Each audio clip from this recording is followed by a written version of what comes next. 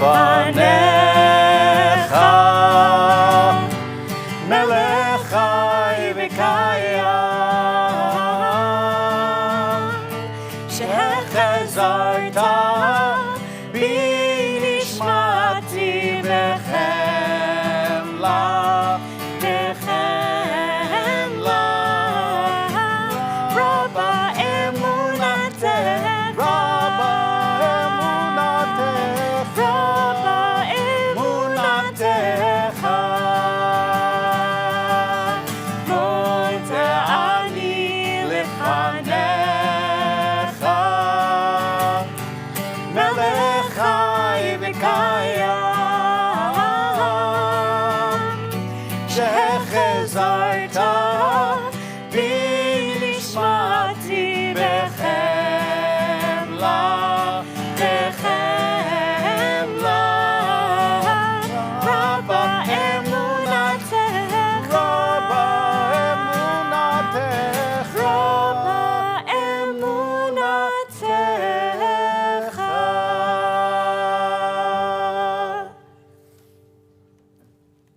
I thank you, living and eternal God, for returning my soul to me with compassion. Great is your faithfulness.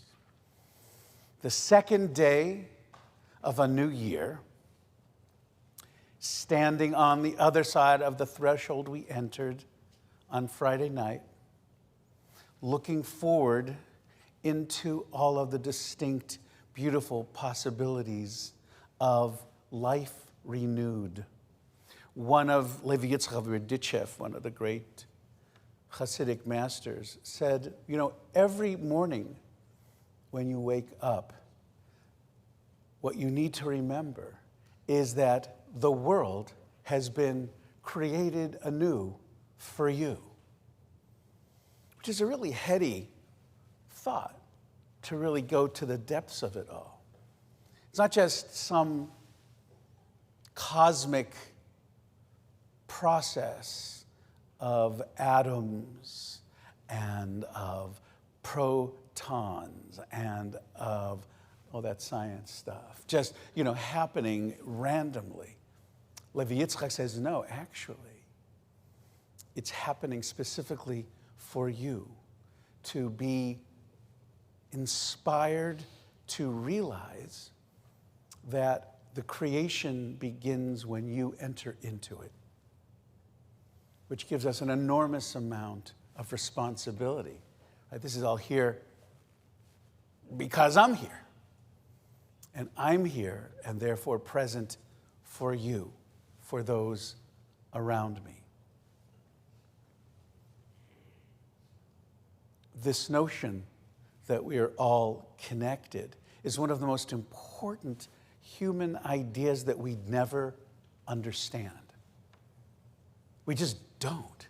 We don't understand how it's possible that we, in fact, live on the same rock, all of us, and that we are composed of exactly the same stuff, that no matter where a human lives, you know, their blood is going to register in one of a few different types. And their blood can save your blood. Their expertise in one thing can save you when you need them for another. We're all connected. What you do with your garbage matters to the person over there and what they do with their garbage. If you asked a 5-year-old, they would get it. Like, you say, you know, everybody's responsible for everybody. Oh, yeah, I get it. Like, if I leave my toys out, someone's going to trip. Somehow we lose that. I don't understand why. Because it occurs to me that anyone who has either ever had a child or has ever been a child, you understand, right? Like, who wouldn't say, what do I want the world to be like? Where children can get up in the morning and they're not going to be afraid of anything. And I don't have to worry that something bad will happen to them. Like, it's so simple. And I don't know what happens to us. I don't know where we lose that. I don't know how deeply self-interest and egotism and narcissism clouds our ability to see the collective. But it does. And so on this new day of a new year, we recommit ourselves to a process as Jews that seems impossible. Impossible.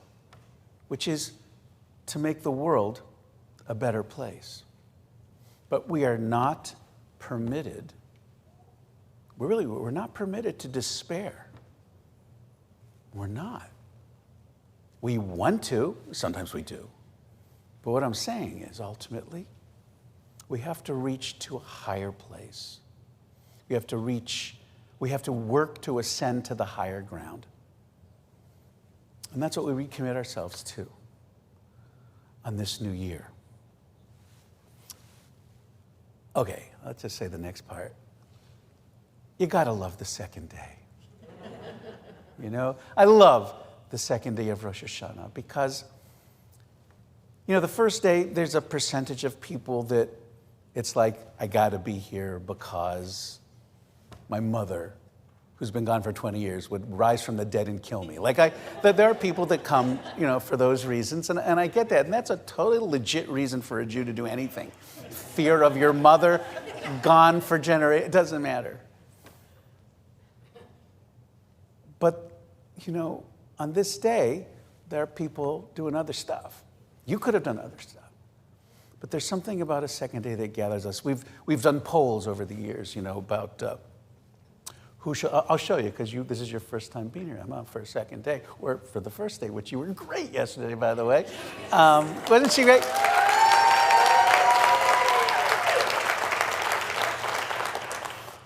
You know, I lost count of people that came up to me after I just walked up and go, "Hey, Rabbi, yeah,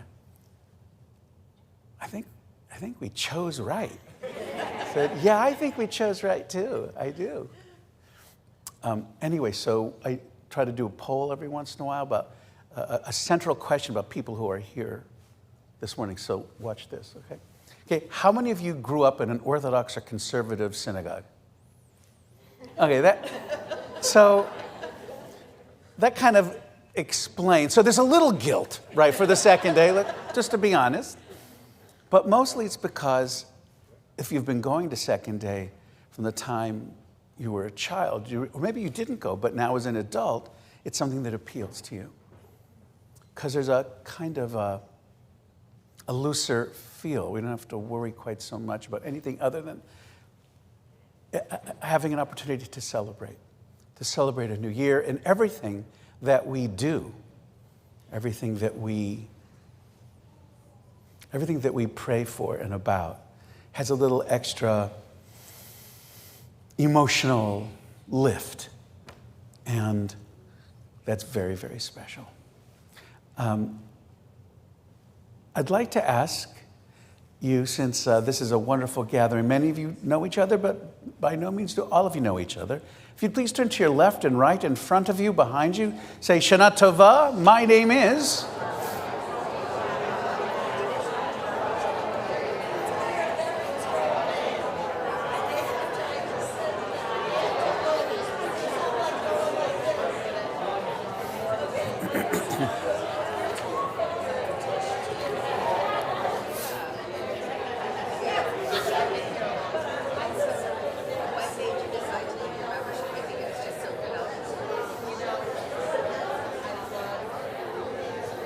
All right, now you're playing Jewish geography. Hold on.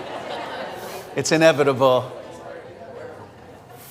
But to be continued, you know, one of the things that we're always happy to do is share lunch after our day 2 service. So it'll be time to stick around and schmooze some more.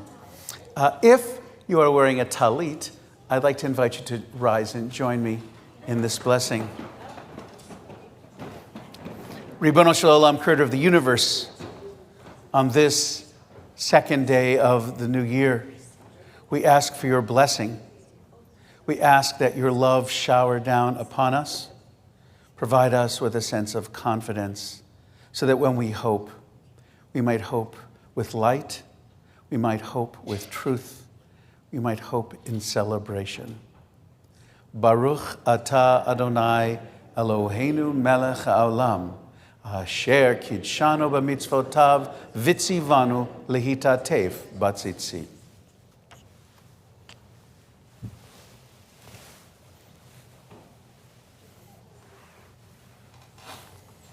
On page 120.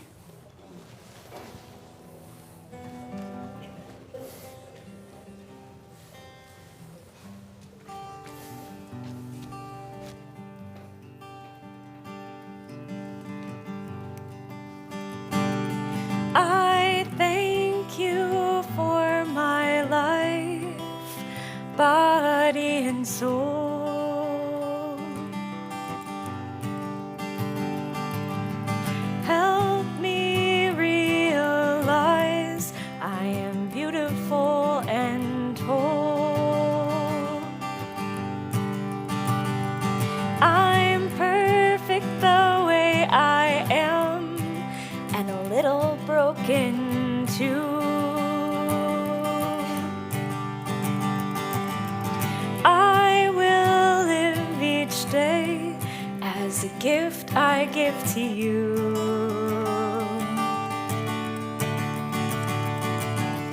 Whoa.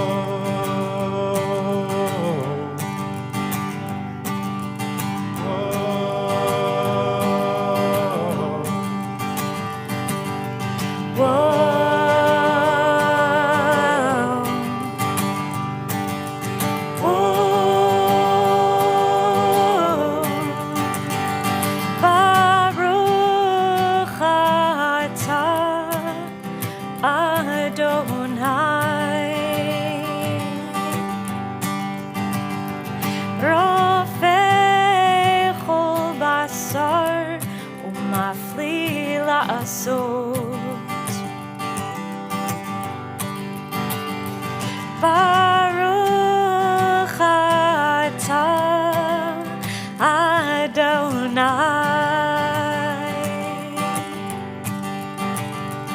Rofei chol basar umafli la'asot.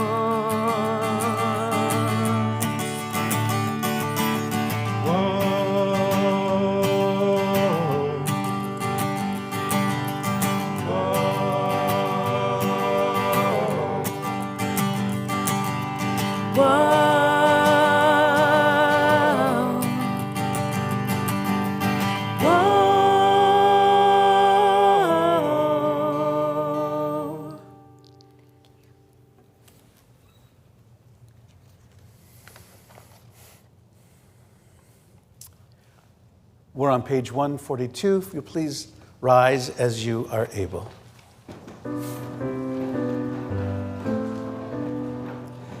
Baruch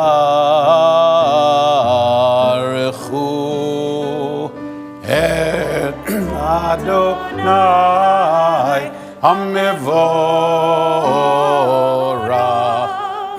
Baruch Adonai hamevorach leolam va'ed.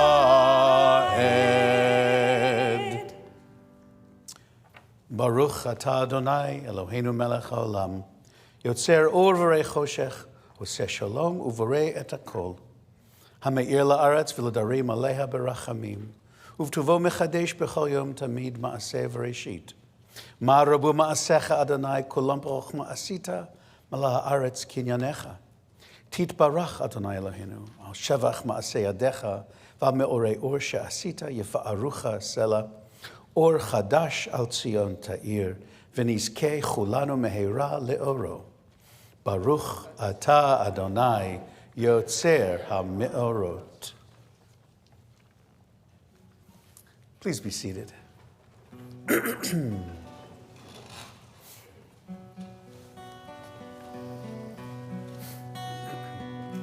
Ahava Rabbah, Ahava Rabbah, Ahava Rabbah, Ahava Rabbah, Ahava Rabbah, Ahava Rabbah, Ahavtanu.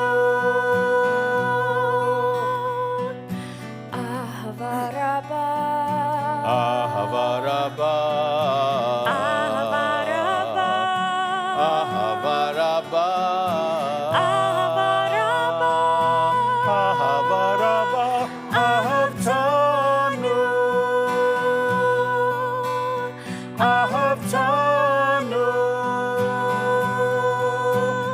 אהבתנו, אדוני אלוהינו. אהבה רבה, אהבה רבה, אהבה רבה, אהבה רבה, אהבה רבה, אהבה רבה, אהבתנו.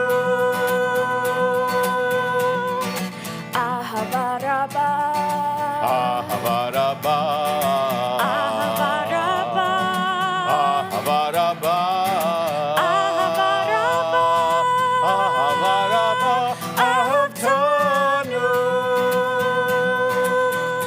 אהבתנו,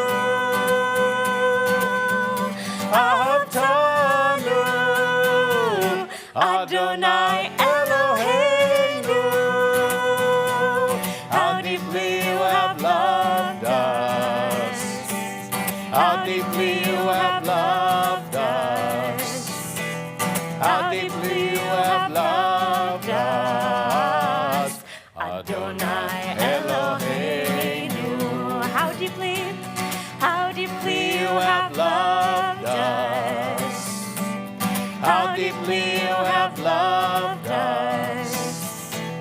How deeply you have loved us. Adonai Eloheinu.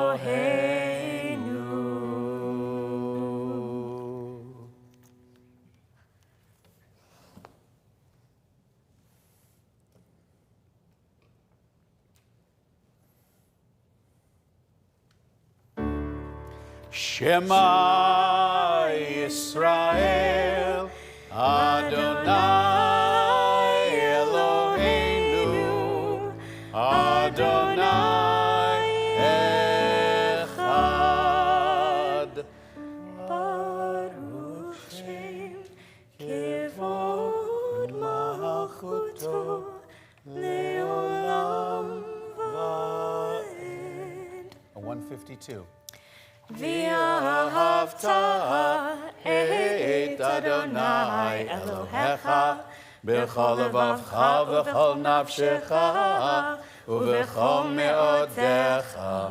והיו הדברים האלה אשר אנוכי מצווך היום על לבביך. ושיננתם לבניך ודיברת בם בשבתך בביתך ובלכתך בדרך ובשוכבך ובקומך וקשרתם להיות ידיך והיו לטוטפות בין עיניך וכתבתם המזוזות ביתך ובשעריך למען תזכרו ועשיתם את כל מצוותיי והייתם קדושים לאלוהיכם. אני אדוני אלוהיכם אשר הוצאתי אתכם מארץ מצרים להיות לכם לאלוהים. אני אדוני אלוהיכם, אדוני אלוהיכם אמת. On page 164. מי כמוך באלים אדוני, מי כמוך נדר בקודש, נורא תהילות אוסף אלה, שירה חדשה, שיבחו גאולים לשמך על שפת הים, יחד כולם הודו והמליכו ואמרו, אדוני ימלוך לעולם ועד.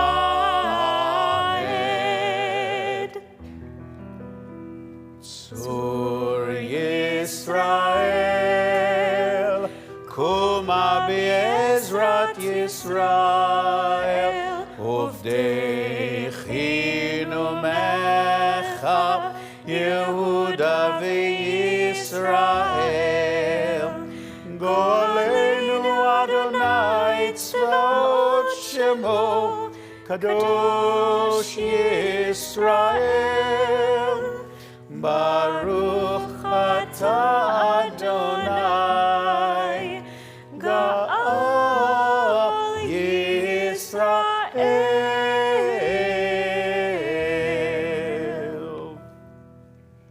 On 166, if you'll please rise as you are able.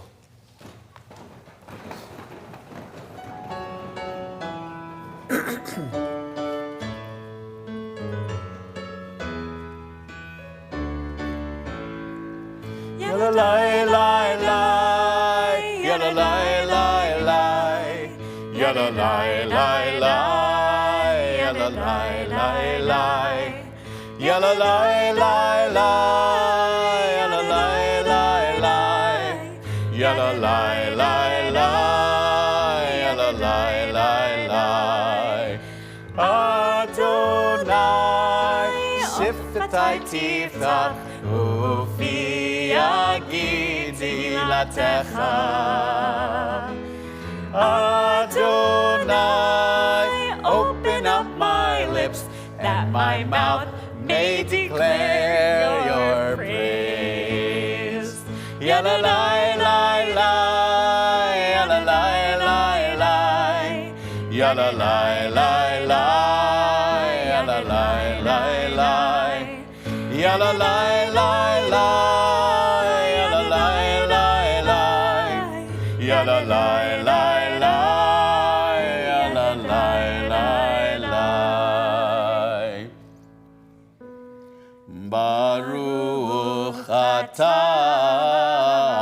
Adonai Eloheinu ve'Elohei avoteinu ve'imotenu Elohei Avraham Elohei Yitzchak ve'Elohei Yaakov, Elohei Sarah, Elohei Rivka, Elohei Rachel, Elohei Leah, Ha'el HaGadol HaGibor VeHanora, El Elyon, Gomel Chasadim Tovim, Ve'konei HaKol, וזוכר חסדי אבות ואימהות ומביא גאולה לבני בניהם למען שמו באהבה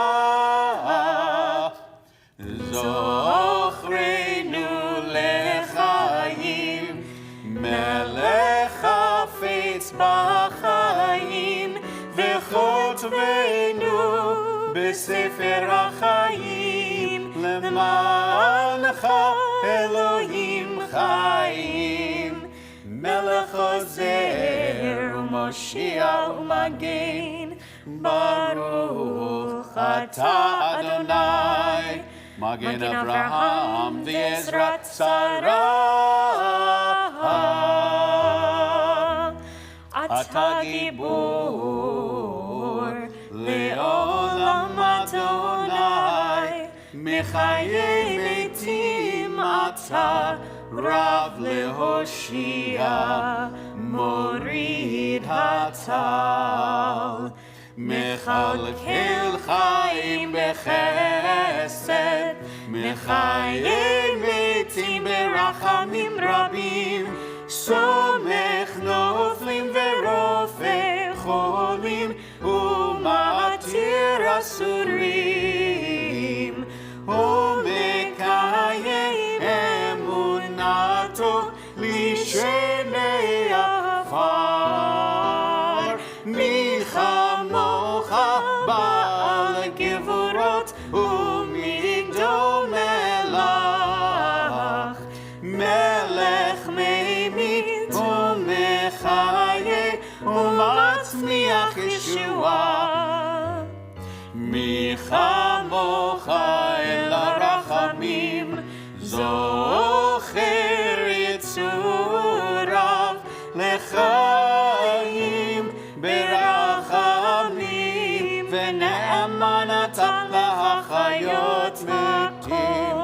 ברוך אתה אדוני מחיי המתים.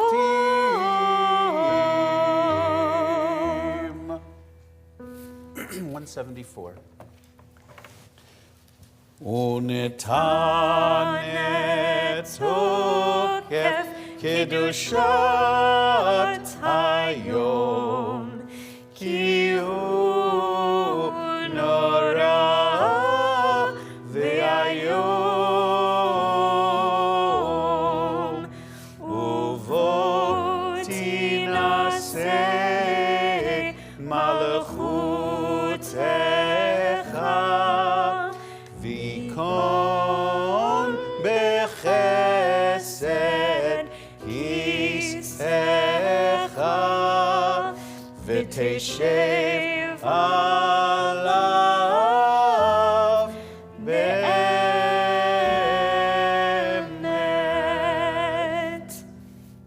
On 178.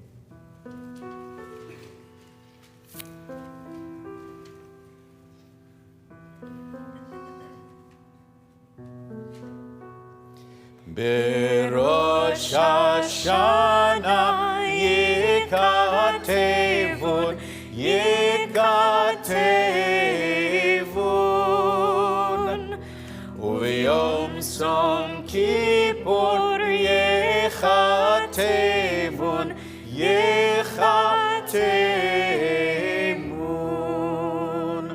כמה יעבורון וכמה ייבראון, מי יחיה ומי ימות, מי וקיצו ומי לא וקיצו. בראש השנה יכתבון, יכתבון, וביום צום כיפור יכתבון, יכתבון. מי ואש ומי ומים, מי וחרב ומי וחיה, מי ורעב ומי וצמא. בראש השנה יכתבון, יכתבון, וביום צום כיפור יכתבון, יכתבון. מי ורש ומי ומגפה, מי וחניקה ומי וסקילה, מי ינוח ומי ינוע, מי ישקיט ומי יטורף. בראש השנה יכתבון, יכתבון, וביום צום כיפור יכתבון, יכתבון. מי ישלב ומי יתייסר, מי יעני ומי יעשיר, מי יושפל ומי ירום. בראש השנה יכתבון, יכתבון, וביום צום כיפור יכתבון, יכתבון.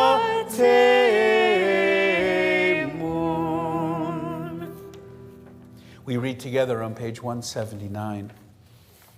On Rosh Hashanah, we plunge like swimmers into a sea of words. On Yom Kippur, the sea rises, then crests, and we emerge, sealed by the wax, warmed by the fire of braided candle. The new year is like a trailhead opening wide before us, the day of fasting, narrow, breathless, so quick to close. We contemplate a new year, and this we know. Some of us will live, some of us will die. Some will die young, and some very old. Some by water, and some by fire. Some by sword, and some by beast. Some by hunger, and some by thirst. Some by plague, and some by earthquake. Some by stoning, and some by strangling. Some of us will feel at ease, some will be restless. Some will have peace of mind, some will have strife. Some will be tranquil, some will be tormented.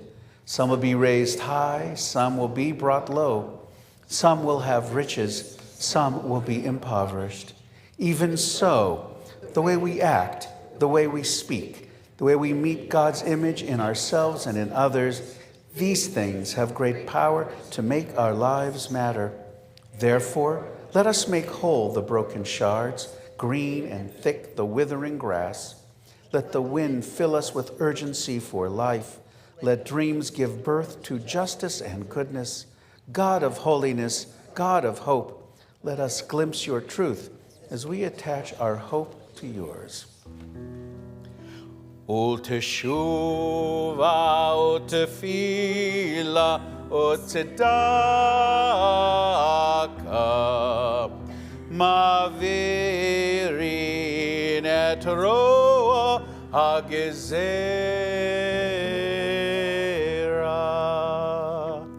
Page 184.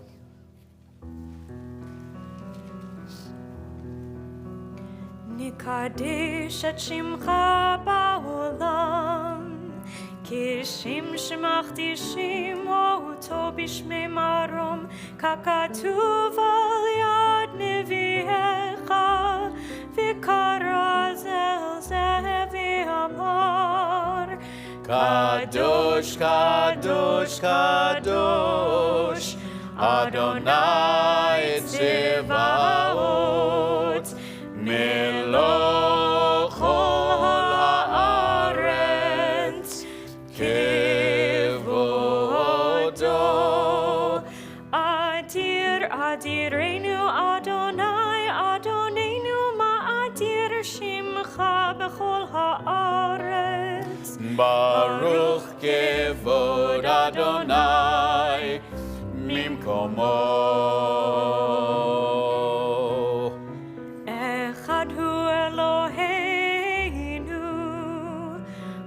אבינו ומלכנו ומושיענו והוא ישמיענו ברחמיו לעיני כל חי.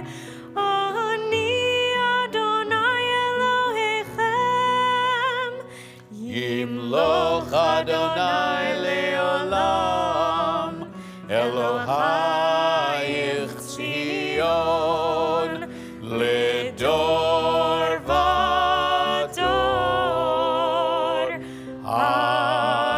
הללויה.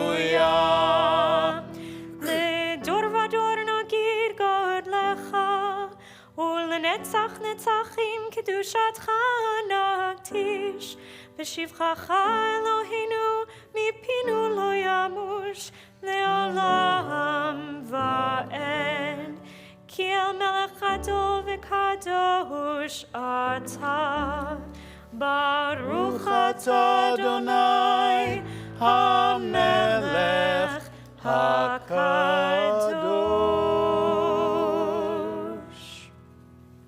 If you'll please be seated.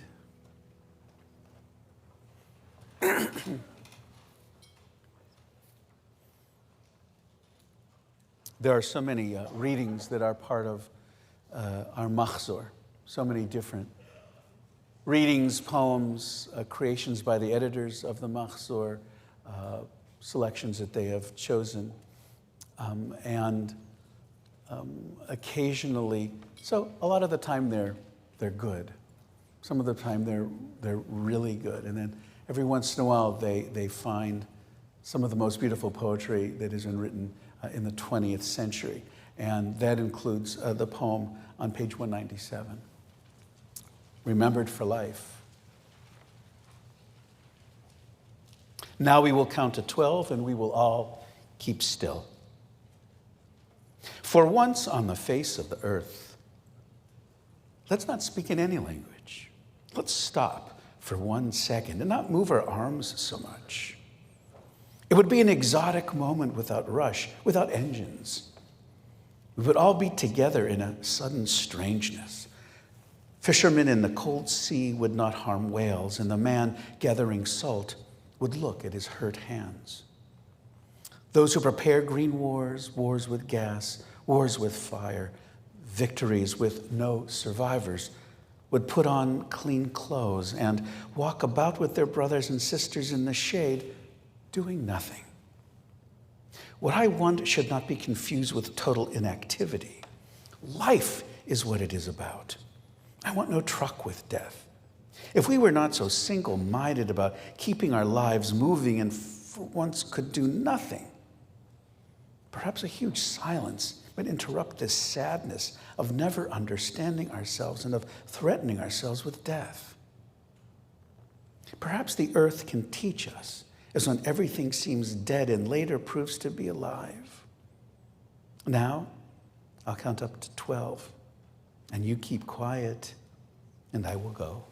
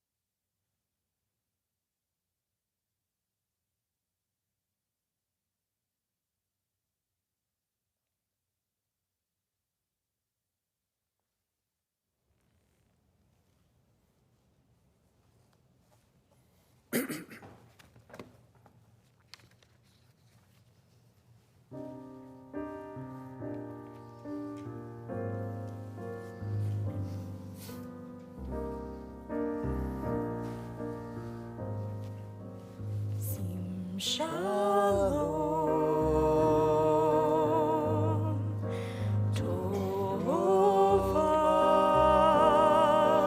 uvracha, Sim Shalom, Tova uvracha,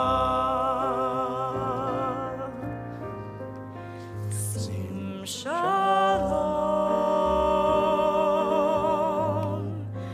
Tova uvracha, Sim Shalom, Tova uvracha.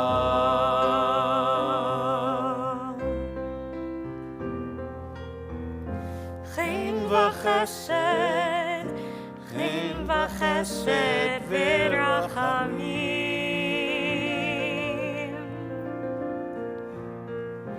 Chen v'chesed, chen v'chesed v'rachamim aleinu. Sim Shalom,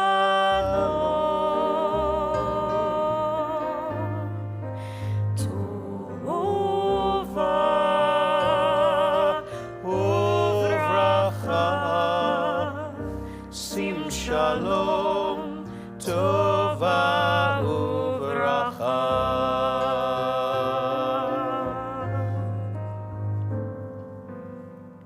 Sim Shalom, Tova uvracha.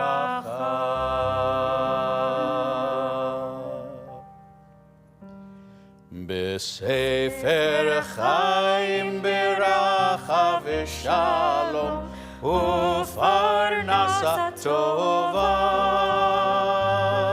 ניזכר וניכתב לפני bottom of 216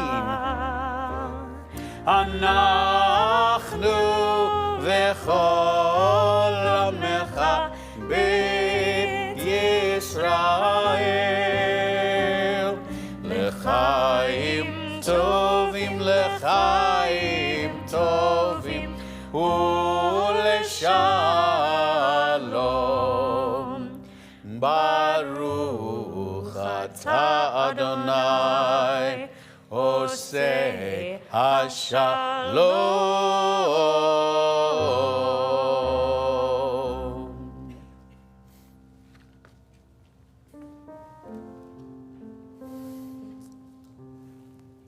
We're on page 223. If you'll please rise as you are able.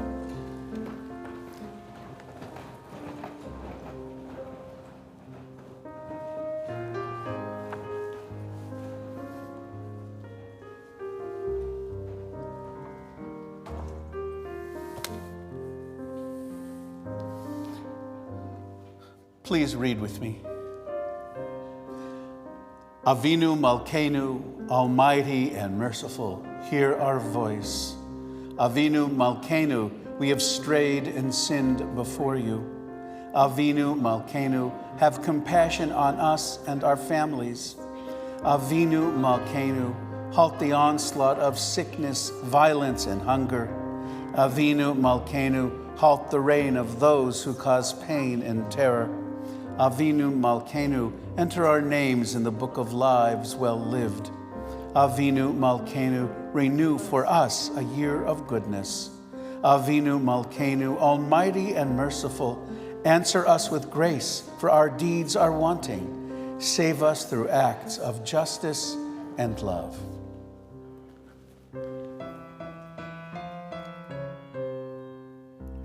Avinu Malkeinu, Choneinu Vaneinu. Avinu Malkeinu, Choneinu Vaneinu, Ki ein banu maasim, Aseh imanu, Tzedakah v'chesed, Aseh imanu, Tzedakah v'chesed, ve'hoshienu.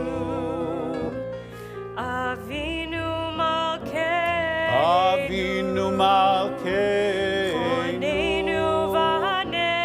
Choneinu Choneinu Vaneinu, Avinu Malkeinu, Choneinu Vaneinu, Ki ein banu maasim.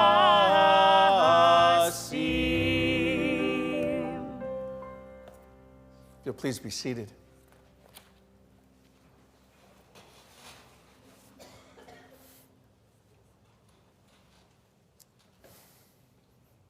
As I'm sure is obvious, generally speaking, when we're having a service, I am facing this direction. It's very rare that I end up sitting in one of the seats in the congregation looking this way. So I was having that opportunity just a few short minutes ago, and I was looking up at our absolutely gorgeous, one-of-a-kind in the entire universe ark. And it occurred to me that some of you either are here for the first time, or you are a member but have never heard the story. And it's a short story, don't worry. But the thing is, he says, with full knowledge that. Anyway, so, and if you come from a conservative tradition, then you notice things like the Hebrew letters on the, like, what's up with that? Like,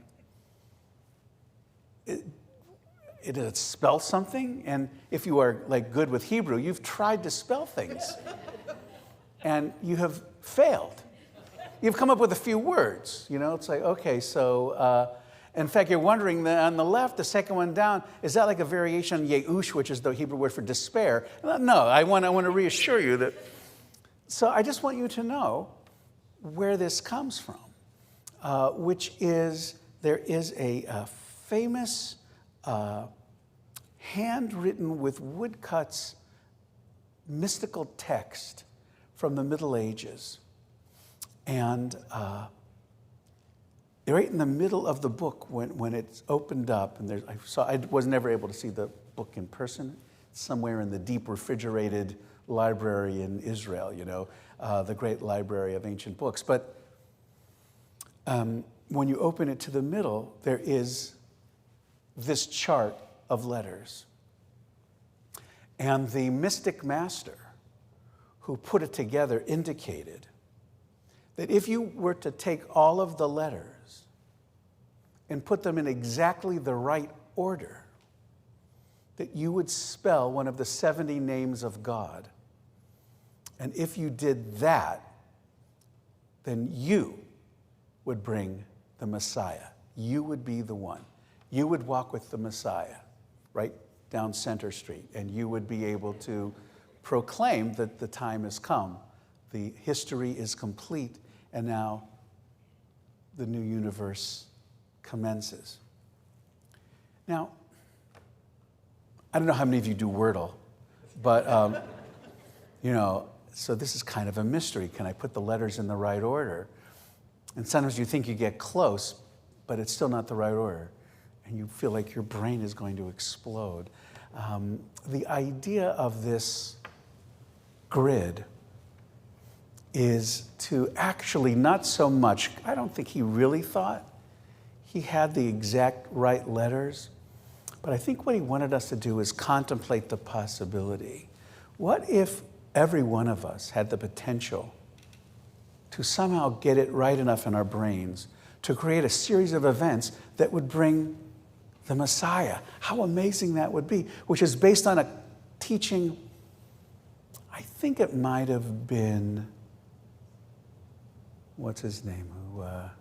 Anyway, so there's a famous funky mystical rabbi of the 20th century who suggested that we should live our lives as if wherever we go and sit down, we could be sitting next to the Messiah.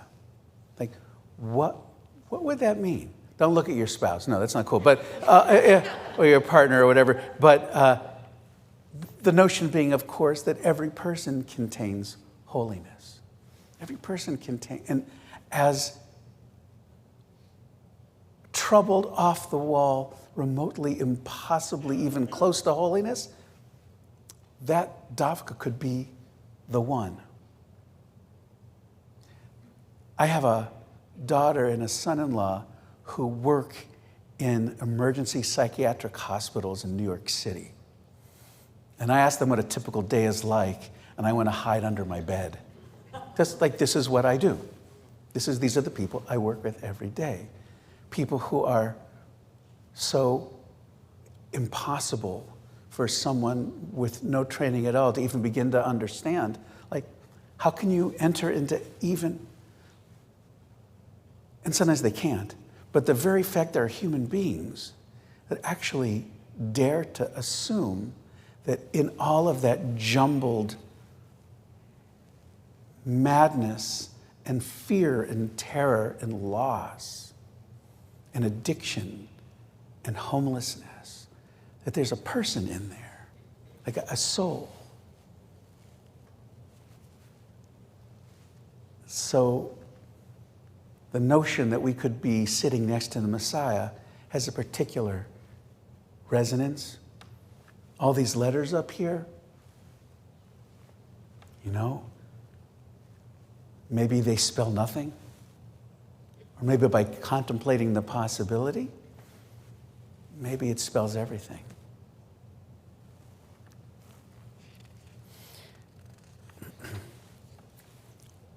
in just a moment, we will continue with our Torah service on page 227. We have we have developed over the years a very special second day Torah reading.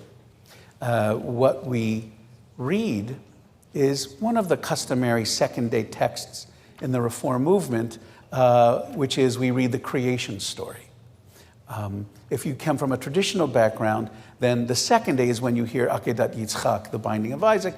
The day before, you hear a whole chapter before the binding of Isaac's story about Hagar and Ishmael and Abraham and Sarah and their imbroglio. But because we do the Akedah on the first day, the question was, what do we do on the second day? Would we just go backwards and read the first day? No, that was too easy. And a committee of Reform rabbis got together. I have no idea who they were, how they decided. And it's always a suggestion as opposed to, because we're Reform, it's a suggestion.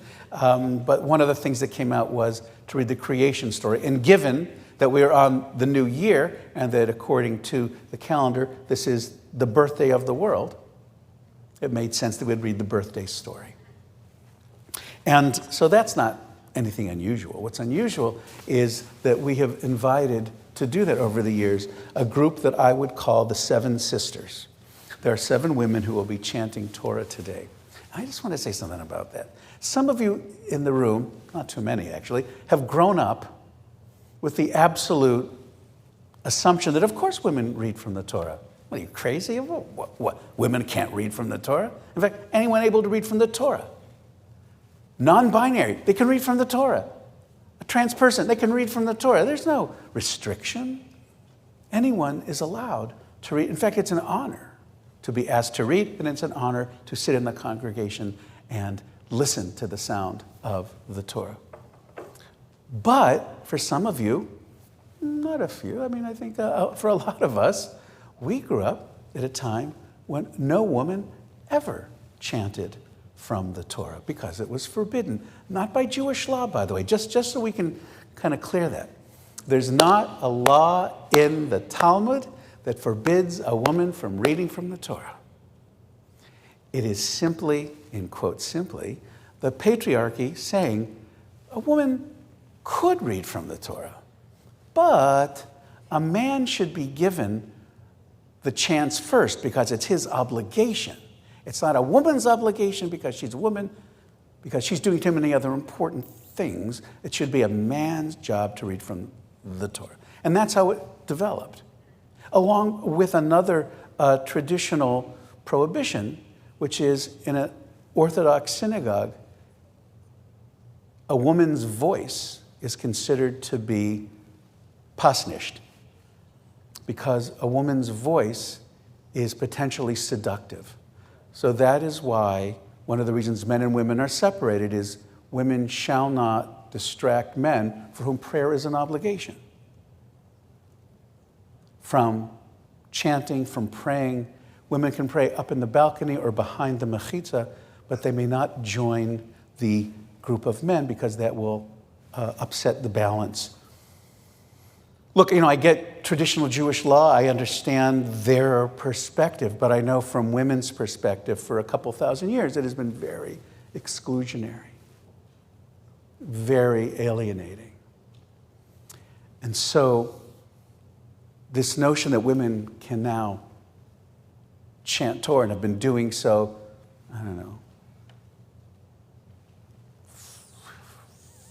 almost 50 years, I would say 50 years. On the Jewish timeline, 50 years is nothing.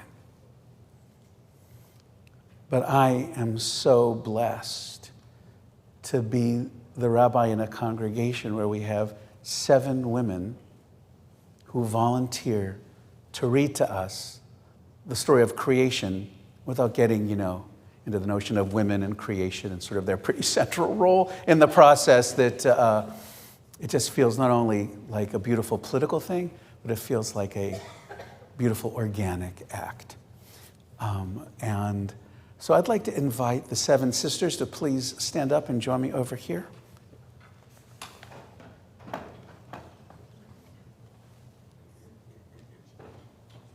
One, two, three, four, five, 6, 7. Okay. Just wanted to count for you.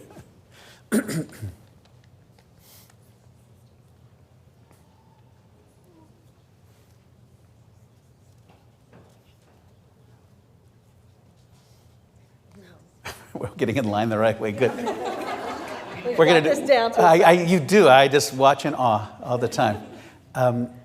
And so I'm going to ask everyone to please rise as you are able. We're on page 227. Ein kamocha. You're all going to follow me down this way.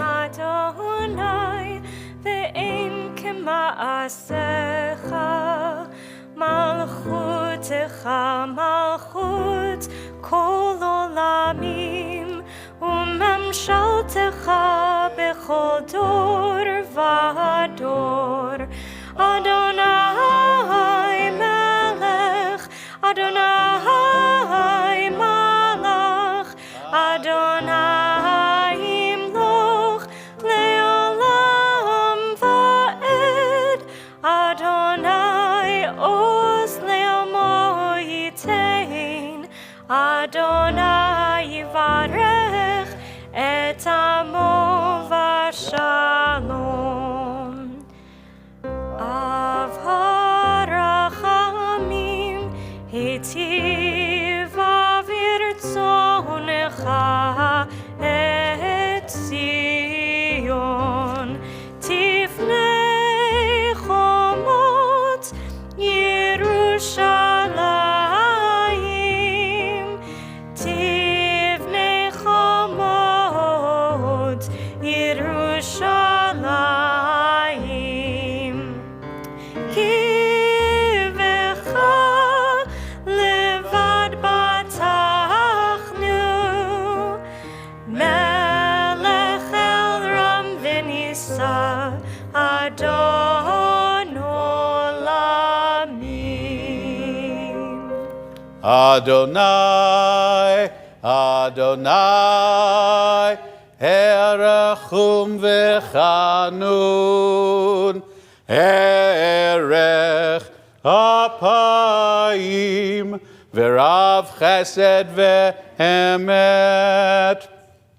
Notzer chesed lalafim, Nosei avon v'fesha v'chata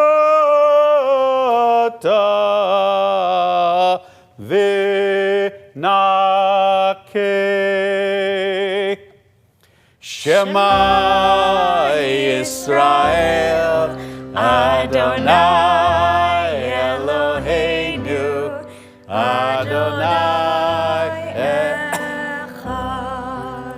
Echad Eloheinu, Gadol Adonenu, Kadosh v'norah Shemo, Gadlul Adonai iti, uneromema Shemo yachdav.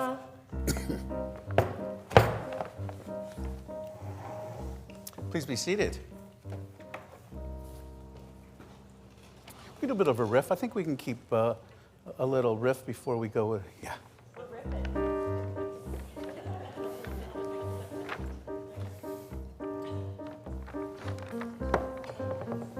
Would you take the water off the table?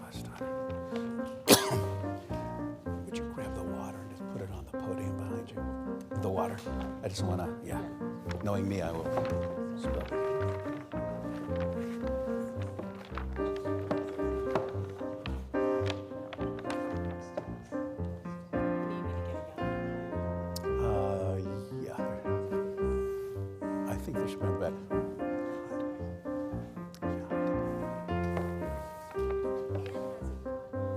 Anne has the yad? Oh, we got it.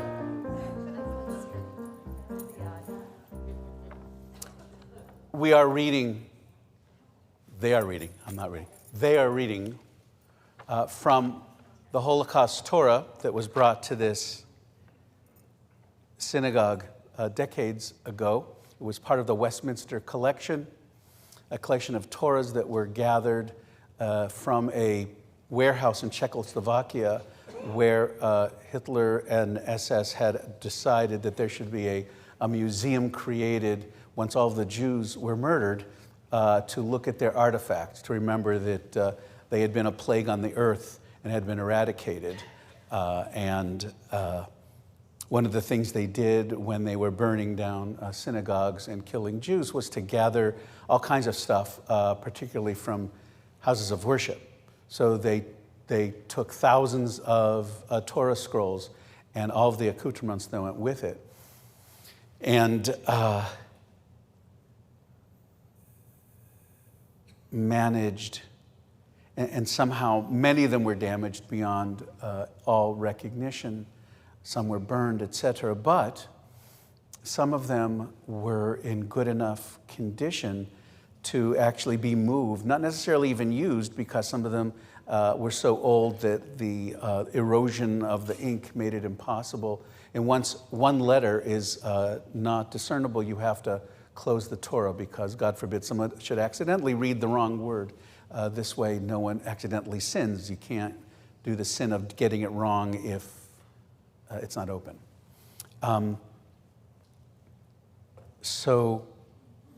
Bernie Julius was one of the people who responded, along with Rabbi Miller, both of them of blessed memory, when the word went out that they had all these Torahs, and I was like, where are we going to keep all of these Torahs? The Westminster Synagogue in London said, we'll take them, we'll clean them up, we'll sort through them, but then we have an idea. Let's farm them out to synagogues all over the world. And it'll be on permanent loan. It'll be up to every synagogue to take care of it. And we received this Torah, and we are so deeply honored by that. And it is a pretty spectacular, we think it's probably, it's certainly over 100 years old. And the fact that you can still actually, look at these letters and see them is remarkable. The letters are, in fact, very clear. And it occurs to me that perhaps none of you have had the chance to see this Torah up close.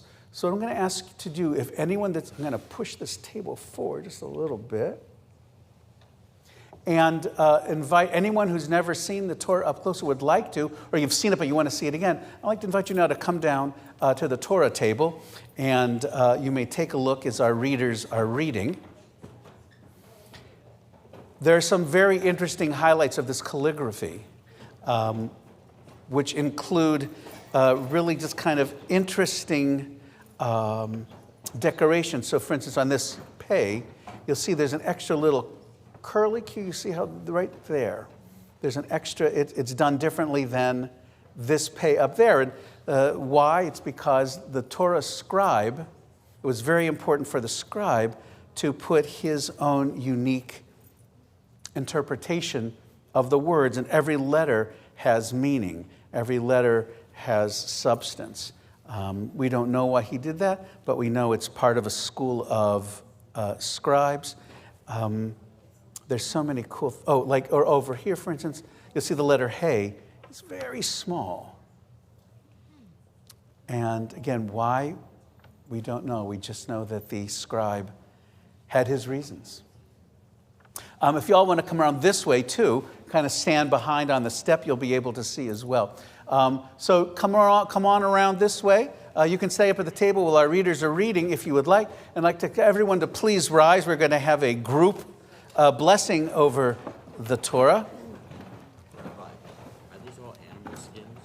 These are all animal skins. Yes, Torahs are only made with the hide of kosher animals. So it could be cow, could be goat. I would say it is given, historically, it would be probably a calf skin.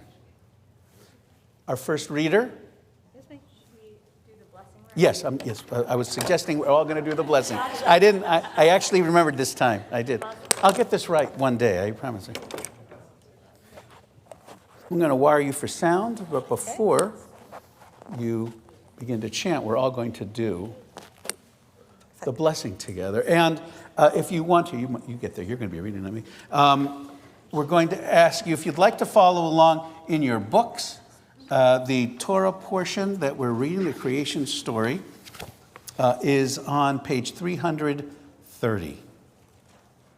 And I think our Torah readers would probably be okay if those of you that read Hebrew would want to join him in the very last line where they go, Vayerev, Vayivoker, Yom. Then it's Echad, Yom Sheni, etc., etc. And it's kind of a way that we all get to participate in this fabulous ritual. But before we do that, before we follow on 3:30, as Emma suggested we should do, let's do the Torah blessing first.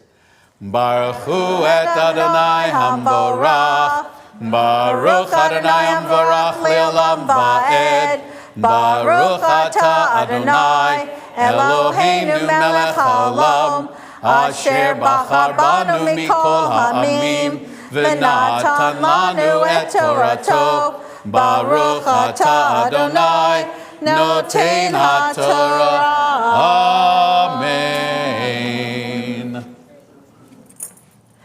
Bereshit barach Elohim et hashamayim v'et haaretz v'haaretz hayita tohu vavohu v'hoshe al pnei tehum v'ruach Elohim merehefet al pnei hamayim v'yomer Elohim yehi or yira Elohim et haor kito v'yavdel Elohim bein haor uvein hahoshe v'yichra Elohim laor yom v'lehoshe kara laila v'hi erev v'roker yom echad.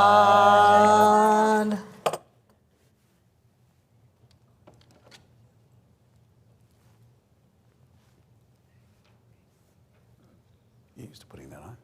Well, let's see. The scarf might. You get it? I don't know. Let's Okay. see. I think you're good. Where? Yeah. Vayomer Elohim yehi rakia betoch hamayim vihi mavdil bein mayim lamayim. Vayas Elohim et harakia vayavdel bein hamayim asher mitachat larakia uvein hamayim asher me'al larakia vayichein. Vayikra Elohim larakia shamayim vayi erev vayivoker yom sheni.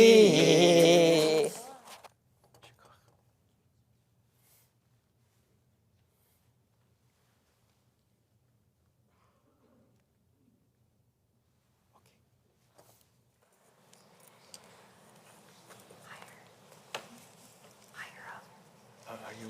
I'm Shalishi, yeah. Oh, you're Shalishi. Sorry.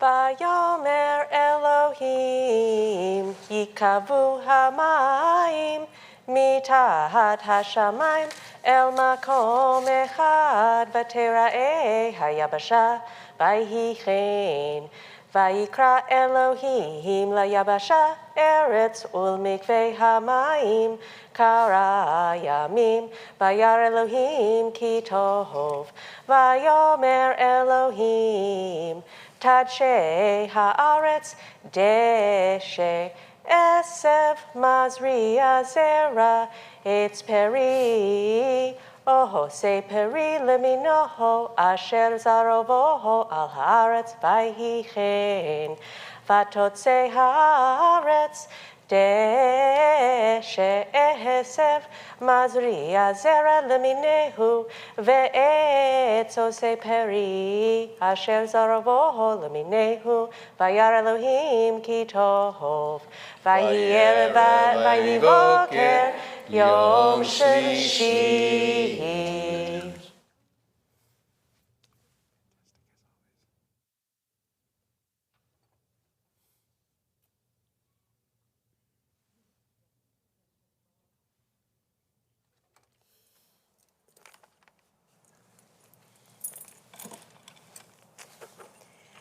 Vayomer Elohim Yehi me'orot bikira hashamayim lehavdil ben hayom uven halayla v'hayu le'otot ulmoadim ulyamim v'shanim V'hayu lemorot birkiya hashamayim lehair al haaretz vayichen. Vayas Elohim et shnei hamorot hagadolim et hamaor hagadol lemimshelet hayom ve'et hamaor hakaton lemimshelet halayla ve'et hakochavim. Vayiten otam Elohim birkiya hashamayim lehair al haaretz ulimshol bayom uvalayla ulhavdil ben haor uven hachoshech vayar Elohim ki tov vayi erev vayi boker yom revi'i.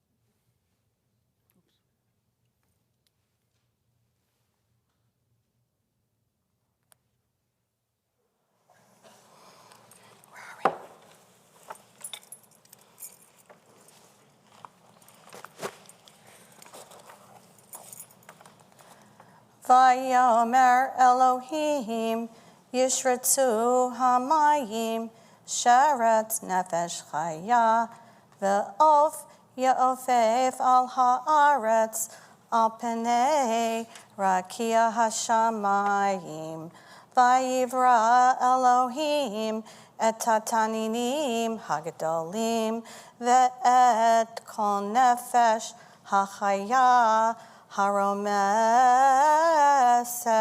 asher shartzu hamayim leminehem ve'et kol of kanaf leminehu vayar Elohim ki tov vayavarech otam Elohim lemor peru orvu Umilu et hamayim bayamim v'ha'ov yireh ba'aretz vayhi erev vayhi boker yom chamishi.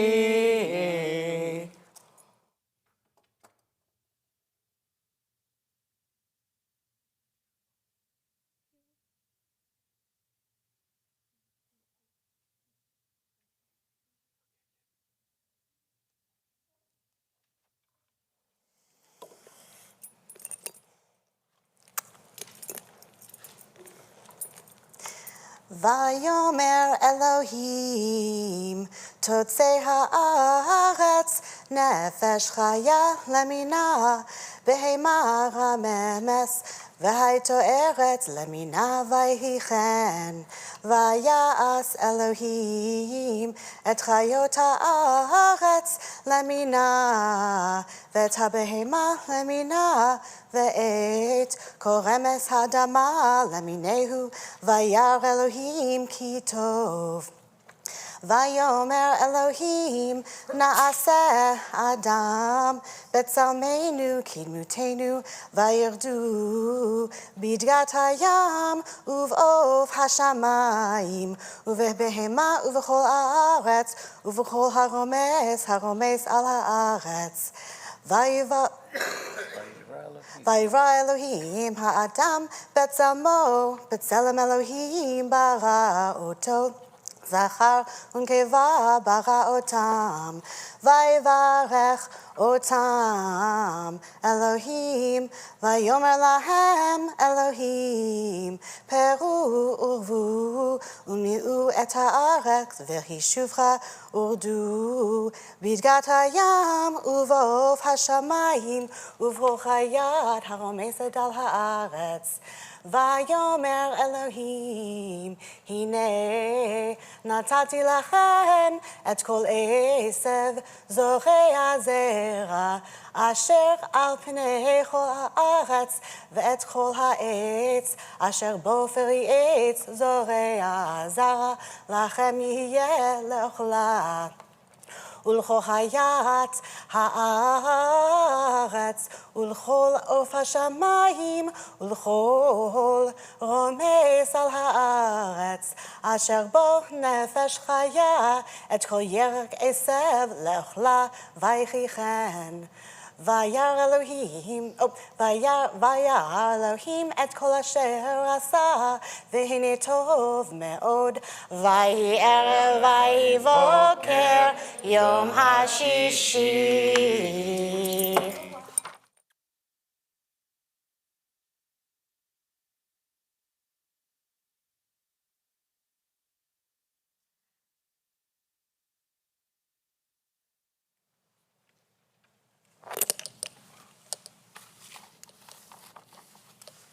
ויחולו השמיים והארץ וכל צבאם, וחל אלוהים ביום השביעי מלכותו אשר עשה, וישפוט ביום השביעי בכל מלאכתו אשר עשה.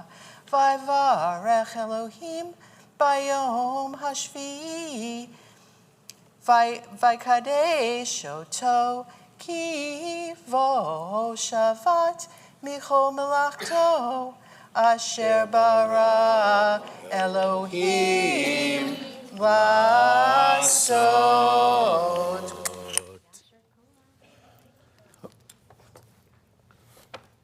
Do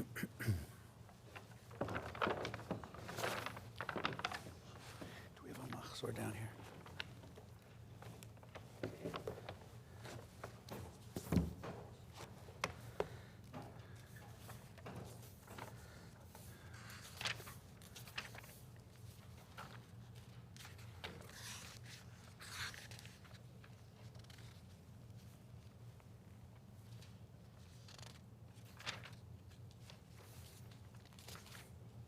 Okay, they don't have it. So what I'd like to ask all of us to do is if our readers would please take a step up onto the steps so we can all see you lined up. And congregation, what I'd like to ask you to do is join me in blessing these readers for this day, for the time they take every year, because these are not busy people at all, as you would imagine. You always ask the busiest person to do this.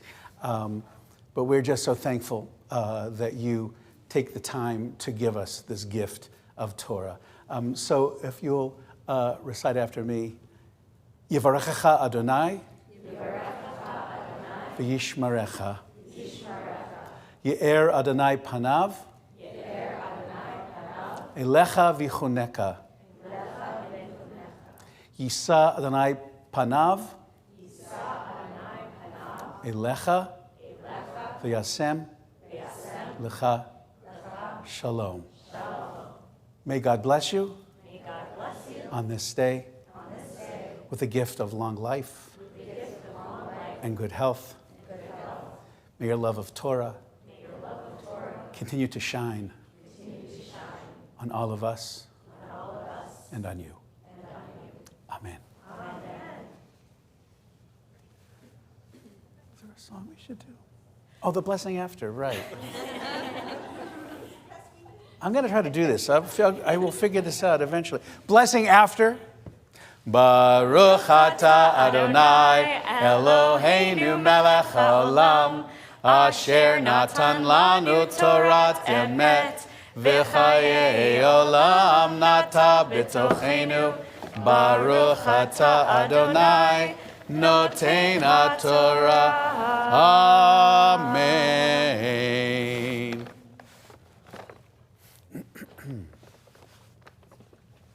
This is gonna work. No. Take too much work. V'zot haTorah asher sam Moshe lifnei bnei Yisrael al pi Adonai biyad Moshe. Let's put this away. Come on with me, everybody.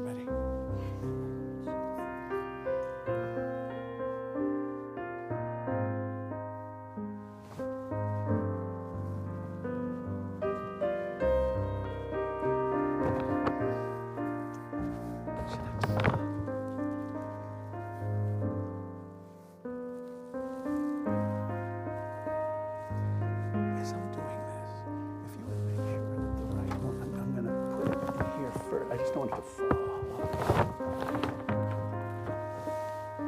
Move it over to the other side. I got this side. Just going to put it in the hole on that side. Yeah.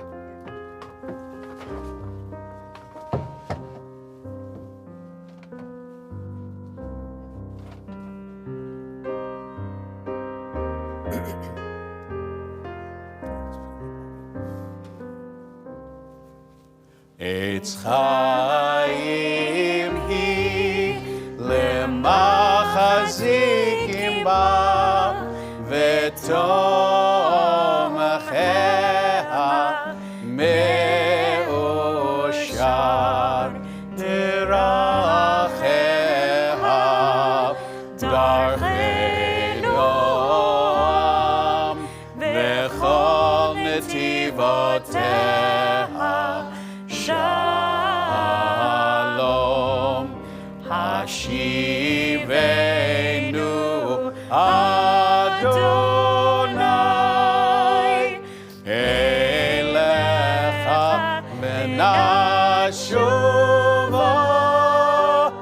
Chadesh Chadesh Yameinu Chadesh Yameinu Kekedem.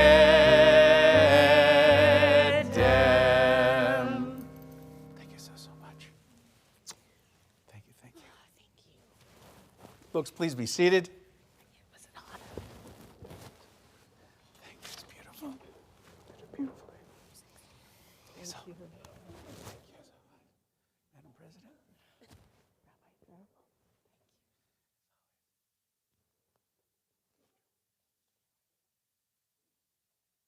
I have to admit, I wondered what would it have been like if the scribe could have seen into the future and imagined that the scroll that he calligraphed ended up almost being destroyed by the Nazis, was saved, and then 100 and something years later was being used in a synagogue, women chanting from the scroll. He would have been overwhelmed, for sure. But I would like to think that if this scribe was really connected to all those letters, he would love it. Well, every year, we try to do for Second Day, we try to give an opportunity to share the lives of different members of the congregation with you. Sometimes we bring speakers who are not part of the temple community, but often we try to bring someone in with an interesting perspective and an interesting life story, because it's nice to know who's in your family. And as we talked about High Holy Days this year, new cantorial leader, new personality, big personality, I thought, maybe the simplest and nicest thing to do would provide an opportunity for members of the congregation to get to know Emma Rayfeld a little bit better. So what I asked her was, would you be okay, I said, if I interviewed you for the congregation for the second day? And she said, as long as I get to write the questions. So then and I told her that wasn't fair, and even though I'm not a journalist, I went for my journalist personality, and I said, no, we can't do that. So instead, what I promised was that the questions would give her lots of opportunity to expansively share whatever of her life she felt like sharing in this particular moment. So, Emma, first what I want to say is how lucky, and I speak on behalf of the congregation, how lucky we feel that you have come to us and that you share this gift for music that you have. And the part that's so important is the separating point between performance versus authentic voicing of spiritual love, life, and yearning. And I think you lean heavily into the authenticity part. And it comes out in your voice, which is a beautiful instrument, but it's the way that you do it and the spirit with which you do it that I think is such a particularly potent combination of skills.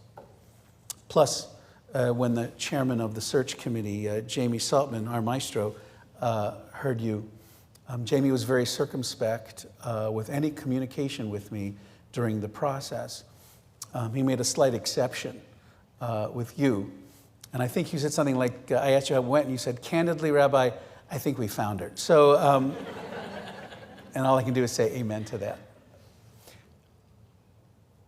Let's start here, Emma. I'm scooting back. Get ready. No, this love of music that is clearly an integral part of your life, where does it come from? So I was raised by a dad who was a song leader, and I grew up hearing him play guitar and singing, and it was always part of my childhood and feeling close to him as a person. And I sort of just fell into Jewing in that way because he sort of paved the path for that. And did you grow up at a particular synagogue? No. Well, I should say I was born in Chicago, and my family were members of a conservative synagogue called KAM Isaiah Israel, which is like it's the synagogue right across the street from Obama's house. It was a great synagogue. I was petrified of the rabbi. I remember seeing him walk down the hall one day, and as a 4-year-old, I peed on the ground. Now you know. I often have that influence. Effect on people, yeah. So I loved being Jewish. But I moved to St. Louis when I was 7 for my dad's job. He was teaching at Wash U, and we started out at a Reform synagogue, but at the time in St. Louis, Reform Judaism was sort of Jewish light. Which is, as a side note, I think one of the amazing things about Reform Judaism in this moment today is that we've totally moved to a very positive communal space, especially for our kids in Hebrew school, and I'm really lucky to come in and get to sort of move us back to having that positivity, but also creating more content with what we do. So I'm really excited for that. But back to me. So my parents bat mitzvahed me in a conservative synagogue for the content piece with a lot of reform ideation at home. That's sort of how I grew up. My family was very much shul hoppers, I would say. So we tried out a lot of different places, and I never really had a formal Jewish community in that way, except the consistent part was my family and Jewish summer camp. What Jewish summer camp did you go to? Asrui. And Kalis loves Asrui. Yeah, it's in the middle of nowhere, Wisconsin, in a town called Oconomowoc. Can you all say that? Oconomowoc. That was so good. You're quite good at that. Yeah, And can we get out of the way what your parents do for a living? sure. They both work in academia. Do you like what I did there? Yeah, but I'm not going to let you go with that. My mother is a psychiatrist. She has worked at a bunch of places, including WashU, St. Louis University, Columbia, and right now is going into private practice and sort of semi-retirement. And my dad was a professor of WashU for many years. He then worked at the Jewish Federation of St. Louis and now works at HUC. So when you say works at HUC, Hebrew Union College, the Reformed Seminary, so when you say he works there, what exactly does he do? Like administrative things. Her dad, Andrew Rayfeld, is the president of Hebrew Union College, and will be actually joining us on Yom Kippur, so we're very excited to have such an august guest. I would say bring sunglasses because he's very bald and reflects the light. Nothing wrong with that. Shout out to Andrew. Just watching. Thank you for that.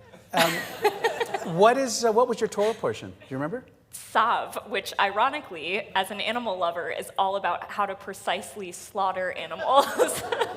So were you deeply offended as you chanted? No, but you know what? And I was thinking about this, especially with this job where I get to tutor and mentor all of our B'nai Mitzvah students. And I was thinking that I really wish somebody had made the connection between my Torah portion, Sav, and my mitzvah project, which was something called the Heifer Project, which raises money to send animals to third world countries and really support women's rights and all of that sort of thing. And I wish somebody had said, there's a connection there. And so I'm really excited to get to do that with our kids. This took a while for you to be able to help people with the connection. You didn't get one, but Yeah. now you're going to help many get that. I hope so. A love of animals, where does that come from in your family? Or is that part of your... Rebellion? No. I wonder about that. Yeah, so tell us about your love of animals. Where does it I start? don't know. I've loved horses for forever. My parents are still keeping their fingers crossed that it's a phase. But I drove carriages in Central Park for a year. Professionally, I ended up writing my thesis on the ethics of the industry. I used to consult for Jewish summer camps with equine programs, so I would spend every summer working at these Jewish camps where the directors knew everything there is to know about camp life and Judaism and absolutely nothing about horses. And I ended up getting my master's in equestrian education. And all the while, I leaned into Judaism and music to pay for the horse habit. I'm just kidding, just for the record. Oh, I mean, it's perfectly legit to me. So you've worked with horses for a long time now. Yes. So what are some things we should know about horses? I'm not talking about like the diet necessarily, but what are a few things about the personalities of horses, working with horses, that have informed who you are? It's a really good question. I think so much of the way horses communicate with each other is through body language. They're not vocal talkers, but they talk all the time with swishes of their tails and the way their ears are and the position of their heads. And I found that the more I would work with my horse, Sue, who was adopted from a rescue in St. Louis, the better I would get at leading Jews. Because ironically... I'm excited to hear that connection. Ironically, a congregation is a lot like watching horses react in the pasture, right? They're the people that are like dozing off. There are the people that are whispering to each other. There's like a lot going on. And the better I got at bossing around a 1,400-pound animal, the better I got at leading a community in prayer and vice versa. And so there are so many connections. Can I nerd out for a second? Go Is that for going it. to bother anybody? Okay. If you fall asleep, that's You fine. had us at horse. Keep going. But there's so much overlap between Judaism and horses that people just don't think about. And so one of the things I get to do every year in my position is often throw Purim spiels, which are like plays for kids. And I love bringing horses, like real horses, to the spiel because there's this really cool moment that happens in the Purim story where Haman, you have them well trained. Hey, we're good at some stuff here. Yeah, he ends up having to walk Mordecai around the streets of Shushan. And it's this dynamic that changes. So often our relationship with horses is one that's synonymous with the oppressor, right? When we're leaving Egypt, the waters are parted, we hear Pharaoh's army behind us on horseback. We are associated with donkeys. Maybe that's why we're all Democrats. I'm kidding. Careful. Careful. Could be true, Careful. but... It could, yeah. But the horses are chasing us. And so in the Purim story, it's this shift in the relationship where all of a sudden we are connected with this horse. And it's a really beautiful message of what if we could view the other as with more compassion than we're used to, right? So that's one of the things. The other thing, I told you I was nerding out. Yeah, go for it. When I've taught confirmation classes about theology, there's this theologist named Martin Buber. It's his name. They all laugh also. But he has this really beautiful piece of teaching called the I-thou relationship. And what I-thou means to Martin Buber is that we find God in non-transactional relationships, right? So Carol, if I say, hey, can I borrow a pencil? God's not there, right? But if I say, Carol, how are you? You want my pencil? I do not want your pencil. But if I genuinely care about Carol as a person without any sort of transaction, God might be in that space, in that encounter. And the cool thing that not many people know is Martin Buber wrote this book called Meetings, where, and I think Buber was raised in a time when horse-drawn carriages were still a thing. So horses were often used in transactional relationships, right? And he was standing in a field after a long day with his horse, just petting his horse, and he has this realization that God might be in that space, that without asking anything from this creature, there might be something really beautiful and really holy there. And so when I teach confirmation to kids, we go out to a barn, and they all get to watch a horse, do what they're doing, and then they get to encounter this horse. And there are themes with Tzimtzum, the removal of space for relationship. There are things with I, thou. Horses are really my foundation of Judaism, and likewise, the way that I view and encounter Judaism has really created the way I encounter horses. You love horses. I do. We have listened to your music, and you've mentioned your dad as an influence, a big-time influence. What about the music that you listened to growing up, besides not the stuff in your home, but the stuff listening to on your, given your streaming or on Spotify? What's the kind of stuff that's on your playlist? I like really weird stuff, specifically like folk music and independent things. The First Aid Kit is a band I listen to. Joni Mitchell, shout out to people in the generation prior to me. And Carole King, James Taylor, those kinds of humans. I'm a little embarrassed to say for work because I work with children. A few years ago, I was asking kids, what are you listening to? And they told me about this woman named Taylor Swift. And I was like, okay, to do research, I listened to her album. I wouldn't say I'm a hardcore Swiftie now, but I definitely listen and sing along to a lot of her songs. This is your question. As an old man, I'm just curious. Oh, God. What's the thing about her?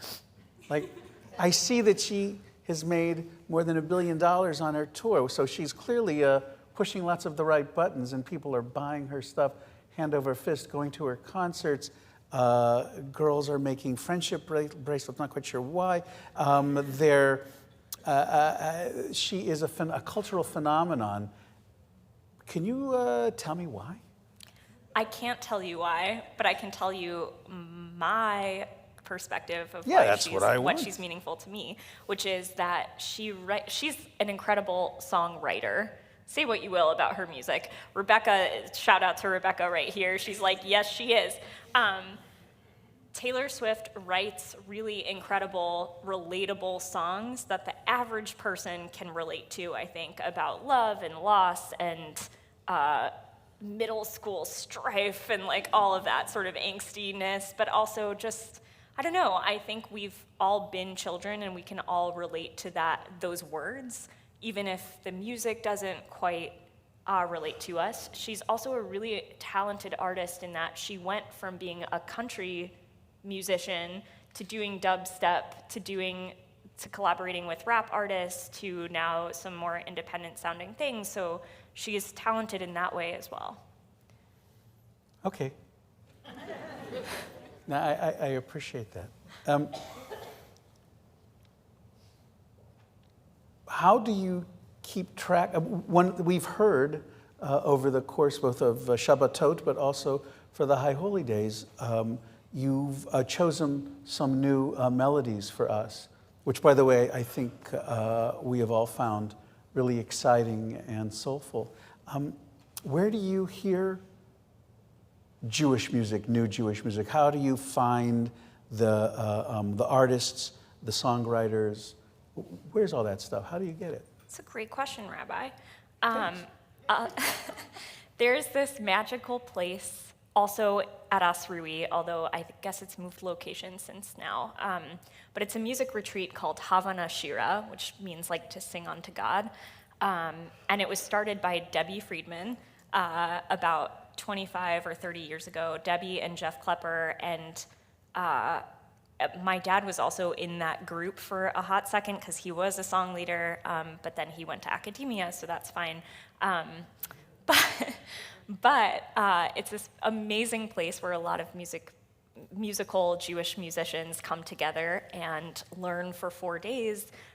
They swap songs, they do just sort of workshopping how to teach music and how to relate to people and basically do this job well. And so I've met a lot of friends from that conference. And many of them have gone on to be incredible musicians to introduce things. So my friend Josh Warshavsky wrote the Lecha Dodi we sing, the one that goes, Lecha Dodi. I'm really talented at picking like the worst keys when I don't have an instrument. So. And if people wanted to, like they're excited, that, oh, there's all this music, is there a place where it streams? Is there like a new Jewish music channel on Spotify, or do you know anything? So one of my friends, Rick Recht, has this thing called Jewish Rock Radio, which I personally don't listen to, but I hear you can find really great things on there. I only don't listen to it because I'm secretly, like my spirit age is 87, so I don't know how to work technology really. No offense to any 87-year-olds here. I'm sure you're with it more than I am, but YouTube is like the place that I go, and if it would be meaningful to people, I'm happy to start a TBA playlist if people are. I think we would love to hear that, absolutely. When you're by yourself and you want to listen to music, why do you want to listen to music? This is actually a really interesting question.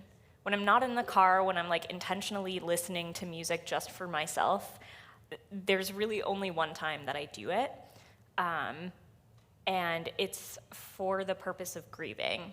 So I lost a lot of friends my freshman year of college. They were my age. It was like a lot of tragic kind of stuff. And one of the things that I learned, a tool that I learned from that, was to create a physical memory box. So in that memory box is like a lot of trinkets, like the flyer from my friend Meredith's funeral, my grandma's necklace, and lipstick that I stole from her bathroom the day that she died, and just sort of things that remind me of the people that I love and miss. And so when I'm listening to music, I will turn on a song on repeat and set a timer for 10 or 15 minutes, and I'll let myself feel those feelings and grieve. And that song creates a safe container for me to feel those feelings. And I often find that music, more than words sometimes, allows me to access the feelings that otherwise I can't. So that's how I use music. So in a very therapeutic sense. Yeah.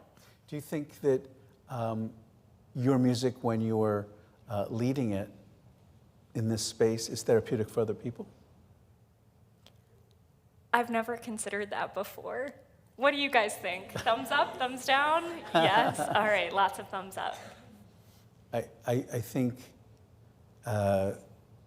music is, by its nature, as you've used it in your own personal practice, is so evocative. And I'm sure everybody has in their lives a song. Either, my wife doesn't understand, like I'll put on a song. There are a couple songs I know and love that will, within 10 seconds that I put them on, I will start to cry. And she'll say, "Why are you doing that? Why are you playing a song that's going to make you cry?"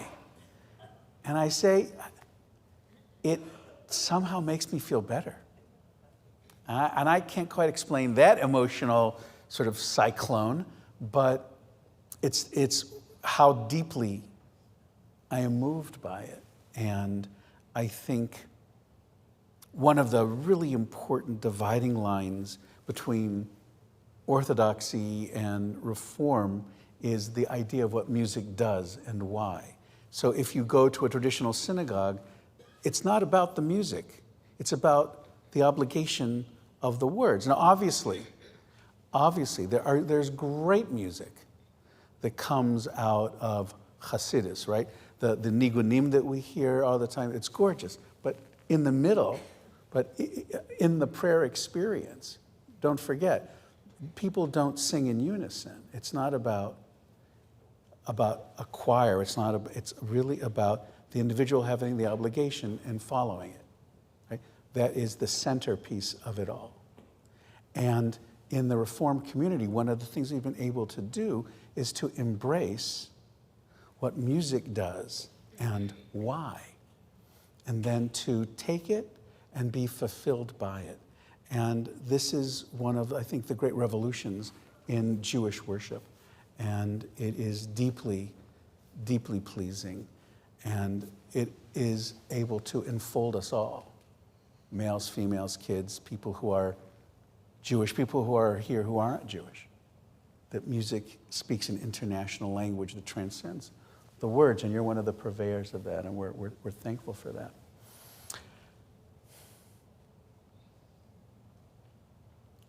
What's something important for us to know about you? Team, I am an introvert, and I know it doesn't look like that at all, but it is like super important that people know that. So when I'm not doing this job, and this job, by the way, as an introvert is very hard to do. When I'm not doing this job, I go home and I recharge, and I don't have that robust of a social life because this is like where I get all of that bucket filled. So that's just who I am. One of the things we did on our staff retreat this year, or leadership team retreat, I should say, was we took that Myers-Briggs personality test, right? The 16 types of letters that you can be. And I don't even remember what my letters were. Becky, do you remember them? INFJ, an INFJ, if that means anything to you. So I'm an introvert is the big one. And then I can't remember any of the other letters. Also, I have dyslexia, so it's like amazing. I'm sort of shy when I'm not working, if that makes sense. That's good to know. We have time for, we have a couple of questions. If you'd like to ask Emma a question, we would be happy to entertain said question. Yes? What brought me to the East Coast? Well, my whole extended family is on the East Coast. So that was like a huge thing. I went to college at Bard College in upstate New York, and then I was planning on doing the horse thing professionally full-time after school, and I ended up getting a call from Larchmont Temple in Westchester, New York, saying, hey, we heard your name through the grapevine, will you come be our full-time song leader? So I ended up doing that for 4 or 5 years, and I had gone to another temple for a small time, but it was like a huge, huge, huge temple. I mean, 1,700 families, and I wanted to try it, and I did, and it was, I think it was too big for me because I missed the relationships that you can get with a really small and intimate temple. So I was looking for something, and I found this job, and as soon as I was offered it, I was like, great, when am I moving? Okay. Yes, but Mine's more of a request. I love that you introduced me to music. Any chance that we could get like a song sheet with it so we can sort of pick up the words faster? A song sheet with the words of new songs that you're introducing. Sure. Yes, I can make that happen. Becky, will you put that on my to-do list? Thank you, It's about ma'am. 7 pages so Yeah. far. So just put, yeah. Lisa, Do you have any other particular hobbies besides horses? any hobbies besides horses? Any hobbies besides horses? And besides Jews, you mean? I love to read. I love to write. One of the joys of this year has been Elul journaling, which we've had a bunch of people come to. But I try to journal every day, and I love visual art. So one of the things at Asrui that I did for many years was a program called Tiferet, which was like painting and being creative all day, every day. It was amazing. What are you reading right now? What am I reading right now? There's this really beautiful book I was just gifted called The Mole, the Fox, the Horse, and the, what else is it called? Tony's like, yeah, I know what this is. Yeah, it's just basically a book that's all full of like nice, feel-good words of wisdom. And little things like that, like I open it every day and find something and sort of meditate on it. Yes. And I want to say thank you. I think you're absolutely fabulous, and I'm just so grateful to have you as part of our congregation. I wanted to ask you, though, to sort of flip it and ask what we can do for you, what the congregation can do for you to make you do your job in the way that you would really like to. That is such a kind question. It's a Buberian question. Yeah, it is. Do you want to repeat the question for people online? What can we do for you? I think the biggest thing is showing up, right? The fact that you're all here is huge and makes it way less awkward for me. So that's like a huge, huge help. And really, I do this job because I care about facilitating community. I care about the roots and the network that we all have to be the best people that we can be. And it's way easier to do my job when people are here showing up to do that work. So that's what you can do for me. Thanks for the question, Hazel. Yeah, it's beautiful. Yes, Ray. I haven't had a chance to welcome you, and I've been wanting to do it for so long. We watched you online, and you were wonderful, and you're even better in person. So welcome, welcome, welcome. Thank you. I love horses. I used to go to camp just so I could ride. So someday we can talk horse talk. Amazing. All right. On a horse spirit. Horse spirit. Joyce. I've had the wonderful opportunity to get to know you through working with you in choir, which has been a fantastic experience, and also journaling on a wool a few times over the past month. But could you give us a sense of what you would like to see as the direction of music for TBA in the next year and the next 5 years? Do you want to repeat? Yes, I'd be happy to repeat. The question being, so do you have a sense of the direction of music at TBA, both in the short term and the long term? Sure. So the short-term answer is this year, learning as much about what we have been doing in the past 17 years with Susan is really my priority. I had such an amazing opportunity to overlap with her for a month, and she was so gracious and so wonderful, and all of the high holiday stuff that I've done for you came from recordings from Susan that she made for me. And I think just leaning into her legacy has been my journey this year, I would say. I think in the future, one of the things I'm really excited about doing is having a partnership with a local Baptist church, and doing some overlap of holidays, especially for Shabbat Shirah and MLK Day, with the choir that we have is already so robust, and adding additional voices to that could be really, really cool. And that's sort of one of the big things. Another thing that we're adding this year is something called Rock Shabbat. Steve Eyre is smiling because I've already recruited him and Josh for guitar pieces. But this is a shameless plug. If you play any musical instrument, I would love, love, love to talk with you about coming to Shabbat services. Hi, Sarah Queen. I just saw your face and it made me happy. So yeah, come through. I would love to make music with you. And the vision is really just to add more layers of depth to our already fantastic music program. Well, Emma Rayfield, we are very lucky that you are our cantora leader, and we look forward to a beautiful, robust, melodic future together. Me too. I'm so grateful to be here. I can't even tell you. I keep pinching myself. Great. Thank you very much. Thanks, Thank you. everybody. Hold on, wait, Rabbi, we're leaving that for this carol to come up. You want to sit? By all Yeah, means. I do wanna Oh, sit. you're doing this song, right? We are doing a song. Okay, team. Carol, here are your words. In the spirit of our theme this year, which was created, is Eileen. Eileen, I see your face and your hair in the back. Eileen was really, really great in coming up with our theme, Growing Together, this year. So there's a song by Dan Nichols that I'd like to sing with you that's all about our gardens and where we come from, but I need your help for this song. So I'm going to teach you the humming part, and then you're going to hum with me when it gets there. It goes like this.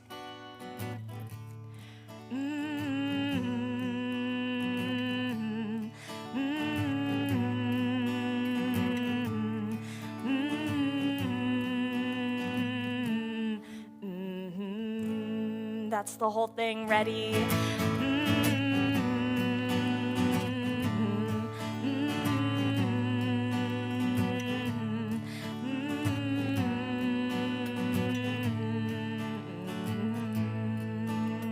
Good. Listen.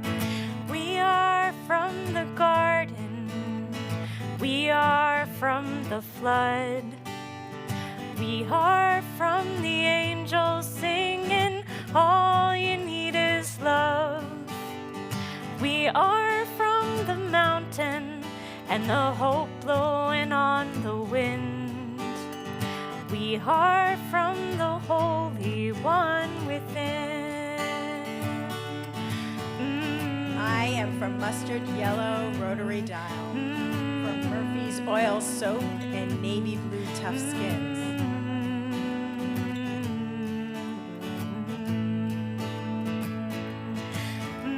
I am from the shag carpet, long and blood red, that felt like wiry fur. I am from eastern white pine and Queen Anne's lace, whose scent made my father's eyes swell shut. We are from the wandering.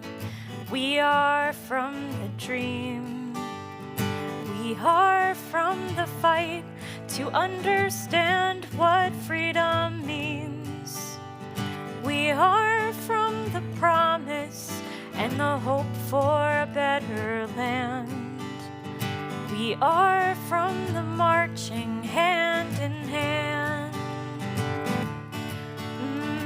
I am from Sunday night chili and hee-haw, from the Clerg and the Mortain, Cody and Heather. I am from folk songs wrapped in wicker Chianti bottles. From one day and from, did you take your mess tonight? I am from, we're Jewish now, but don't talk about it with your grandparents.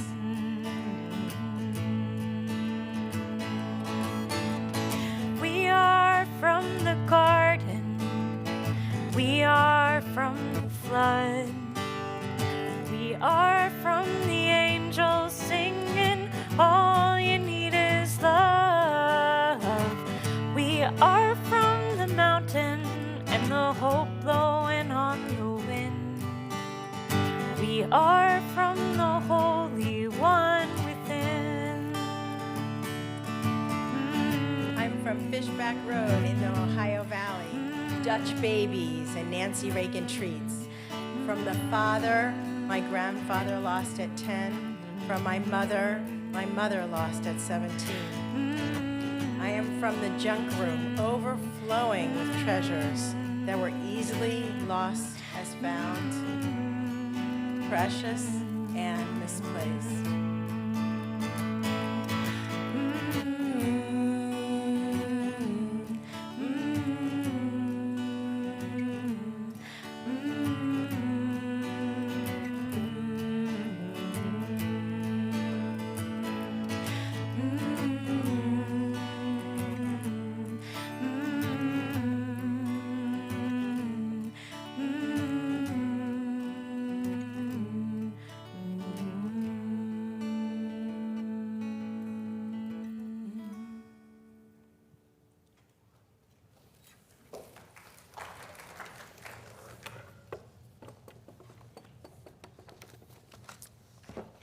Folks, we are on page 286.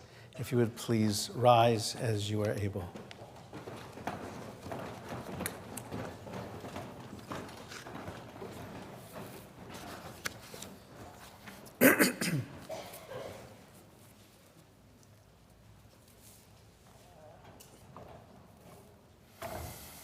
Aleinu l'shabeach l'Adon hakol, לתת גדולה ליוצר בראשית, שלא עשנה כגויי הארצות, ולא שמנו כמשפחות האדמה, שלא שם חלקנו כהם, וגורלנו ככל המונם. ואנחנו קוראים ומשתחווים ומודים לפני מלך מלכי המלכים, הקדוש ברוך הוא, ונאמר, והיה אדוני למלך על כל הארץ, ביום ההוא, ביום ההוא, יהיה אדוני אחד, ושמו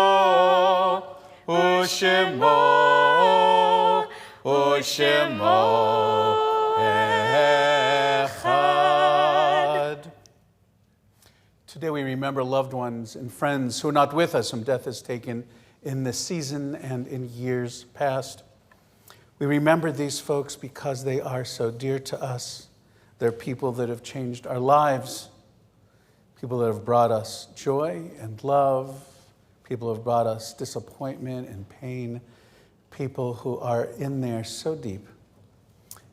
And we give thanks for the gift of memory that enables us to recall who they are and will always be in our lives.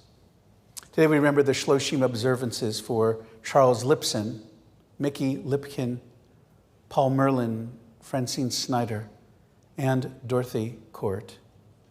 And we recall these individuals whose yahrzeits are observed this coming week. Lewis Allen, Henry Allen, Alexis Bachman, Samantha Bachman, Ronald College, Max Derby, Max Glick, Richard Gordon, Saul Greenfield, Anita Lowe Kalis, Carl Kane, Saul Katz, Paul Krasner, Bert Lang, Sylvia Levitt, Rose Levin, Chandra Levine, Jean Lieberfarb, Judith Sabin Meisel, Lawrence Rubin, Harry Sklar, Herb Siegel, Leon Scheinfield, Robert Siff, Slim Steinhaus, Edward Swartz, Dorothy Weinstein, Seymour Weinstein, Lena Yaffe. The memories of all of them are with us as together we turn to page 292 to recite the Mourner's Kaddish. Yitgadal v'yitgadash shemei rabbah, bi'alma divra chirutei v'yamlich malchutei, b'chayichon v'yomeichon, v'chayei dechol beit Yisrael, ba'gala v'zman kari v'imru amen. Yehi shmei rabbah mevorach leolam me'almei almaya, yitbarach v'yishtabach v'yitpa'ar v'yitromam v'yitnaseh, v'yitadar v'yitalev v'yitalal shmei dekudsha b'richu le'ela u'le'ela mikol birchata v'shirata tush b'chata v'nechemata ta'amiran bi'alma v'imru amen. Yehi shlama rabba min shamaya v'chayim aleinu v'yol kol Yisrael v'imru amen. Osei shalom b'mromav hu ya'aseh shalom aleinu v'yol kol Yisrael v'yol kol yoshvei tevel v'imru amen. May the one who brings peace to the heavens bring peace to us, to all Israel, and we all say, amen. Folks, if you would please turn to page 206. And if you will please, now, we notice on 206, you will see it is the blessing on hearing the shofar, followed by the Shechianu. Because we sound the shofar yesterday, Shechianu is not in play at this time. But the blessing, first one, is definitely. And so, if you would please read it together with Emma and with me.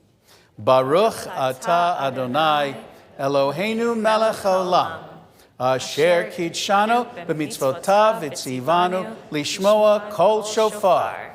Source of blessing, eternal our God, you fill the universe with majestic might, summoning us to hear the sound of the shofar.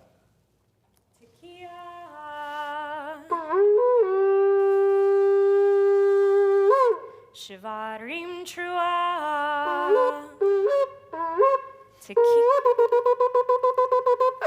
Tekiah.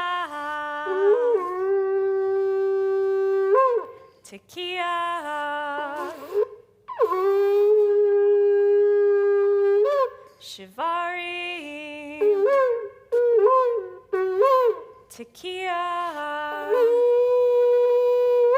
Tekiah.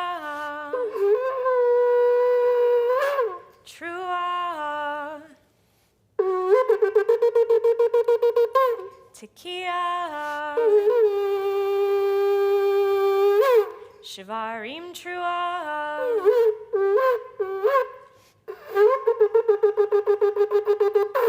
Tekiah.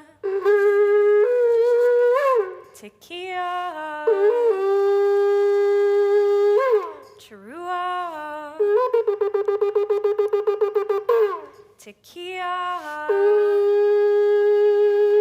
Tekiah. Shivarim trua.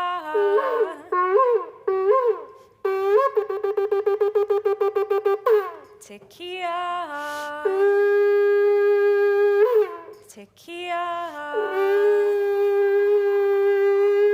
Tekiah gedolah.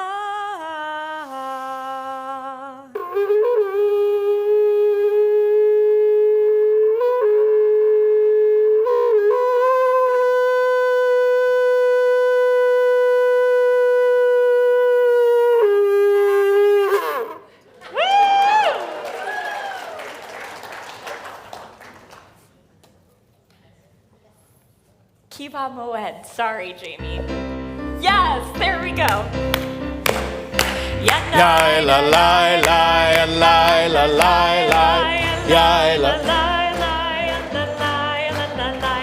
ya la la la la la. Ya la la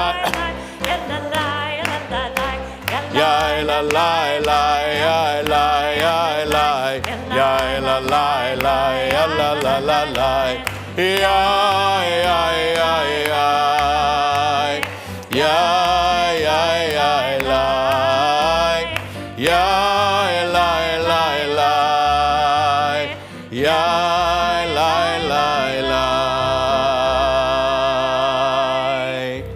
Shana Tova. Shana Tova. Becky, what are our marching orders?